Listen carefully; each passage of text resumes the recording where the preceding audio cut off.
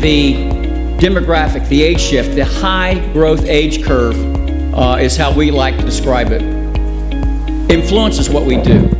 The long economic recovery also is a fundamental factor in how we all manage our businesses, and changing trends with respect to, we certainly know that the real estate market has recovered. We certainly have seen improved household wealth.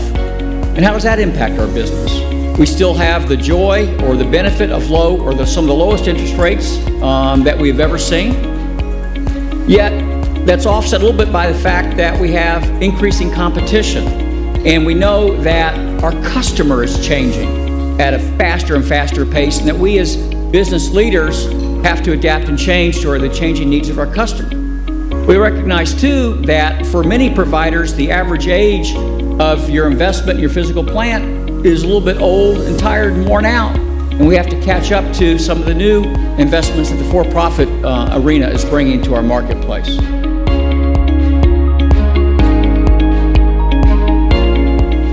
Now, the financial services industry, which you know now as wealth managers, went through this. And they worked on this for decades. There used to be a time when you would see a stockbroker, an insurance person, or somebody over there and go, whoa, let's go this way.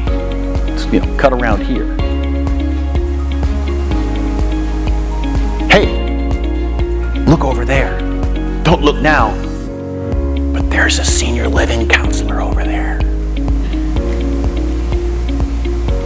I don't want to talk to them.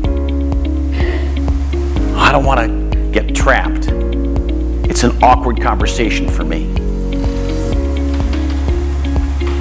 The wealth management business turned that around. And they spent a lot of education, a lot of energy, making sure that you knew that the wealth manager was working on your side. The wealth manager person was an experienced, knowledgeable, trustworthy person. So instead of saying, hey, wide berth, let's move away from that person, it was, I got to go talk to her. I got to get over there. I need to ask them some questions. And that's where we need to be with our senior housing knowledge.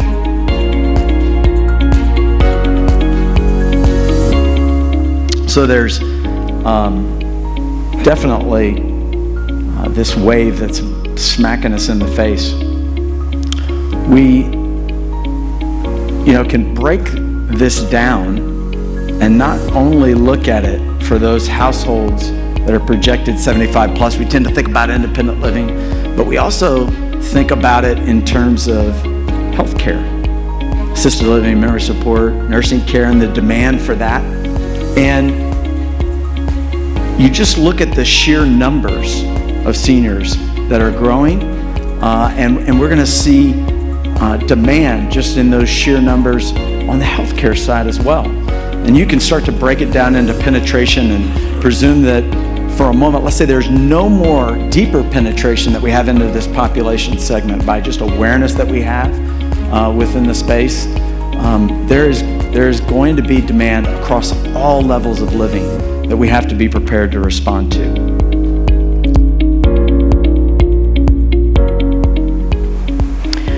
For-profits act quickly. So we talked about my 8-year client. That's only one of many. We've closed a deal with a client I worked with 11 years not long ago. Now that was partly difficulty finding land, but 11 years to get to closure. Another one I worked with 7 years. Another one I worked with 9 years. It takes a long time to get things done in our space. The for-profits are saying, we got to move now before somebody else gets into the markets that we want. I think one of the other issues nonprofits have compared to for-profits, this is a big generalization, is that we're a little slower to move. And sometimes our processes almost can get in the way, even though they're good and they're thorough and we want to include everyone. Sometimes I just want to say, could everyone just go away and let's just do this? And I realize, well, no, that's not the right way to do things either.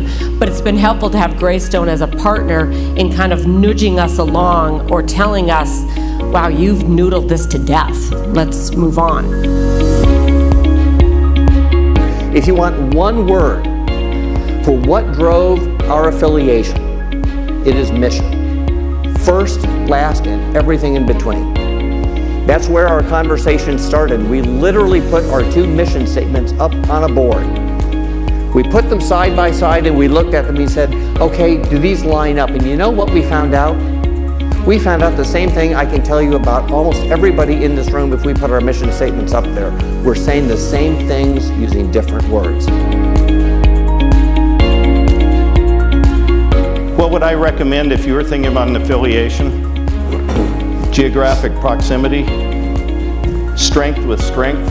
We didn't have to come together. One of us wasn't so weak that the other one over. And clear choice of a CEO and complementary staffs. We had two staffs. For example, we had at ABHOW a really good general counsel. They didn't have a general counsel, an inside general counsel. So we were able to kind of complement that way. And we had a CFO that's really good on the ABHOW side. They had somebody getting ready to retire on their side. So just, you know, you look at all those issues and you come to the decision that it's the right time. And it really all comes down to discipline within the team. There's got to be, from day one, a commitment to discipline in order to make this initiative really work. It's really about the cost control, and with cost control, it's all about that discipline, not only from the architect, the pre-construction, all of the engineers, all of the stakeholders that are going to be involved in the design and construction, but also from the owner side. So there's very controllable square footage creep, scope creep of any kind has got to be closely monitored and managed. Design's really important, but design, in my opinion, is what supports your culture, because it's your culture that really distinguishes you from other providers.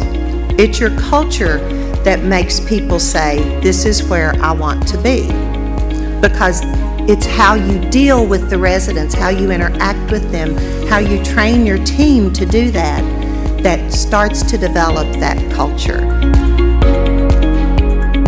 Celebrating milestones was a consideration that I would share was very effective. We celebrated every milestone as we made our way through various phases, various financial goals, as well as some of you are familiar with what we call the 60-day letter, which is the letter that folks get when their apartment is ready, and they get this letter in the mail, and it basically says you have 60 days to move into your new apartment.